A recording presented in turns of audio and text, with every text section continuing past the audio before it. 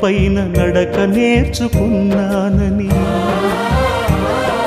నీ చూపుడు వేలితో లోకాన్నే చూశానని, నాన్నను పూజిస్తే ఆది దేవుని కది అందునని,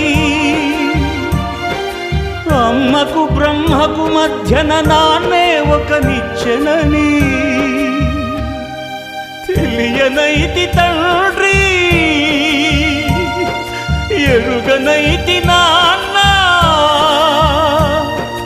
నాన్నంటే నడిచే దేవాలయమని మరచితిని, ఆత్మజ్యోతి చేతుల ఆపివేసుకుంటిని.